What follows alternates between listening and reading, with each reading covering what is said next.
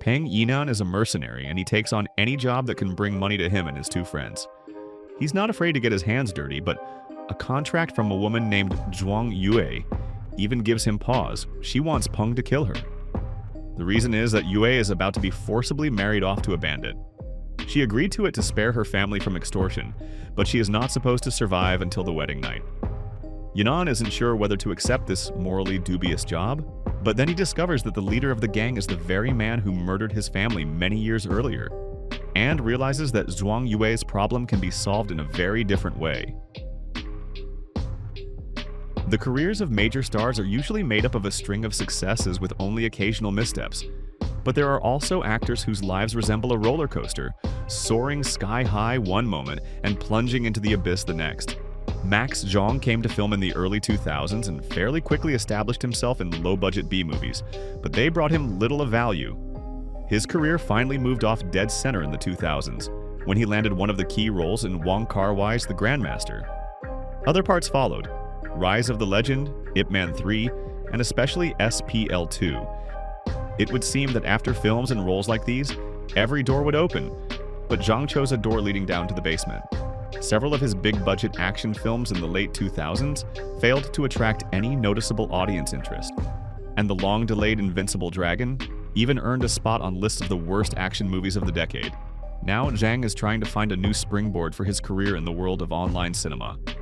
While Wolfpack, released in 2022, made little impact, The Wild Blade of Strangers, premiered in 2024, received a warmer reception, and The Old Way is already very close to what could be called a success.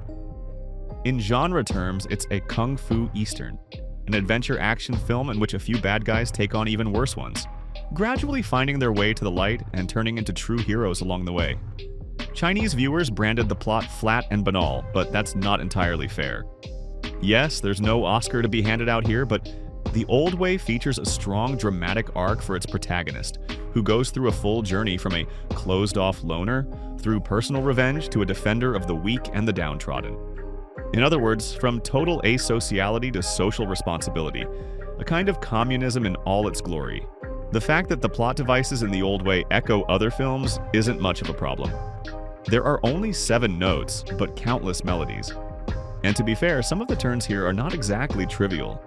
For instance, Zhuang Yue ends up falling in love not with the main hero, as one might expect, but with one of his friends, a funny chubby guy whose mother once appeared to him in a dream and told him to find a wife.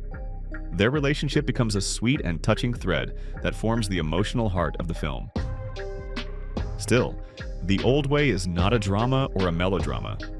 First and foremost, it's an action movie, and a first-rate one at that.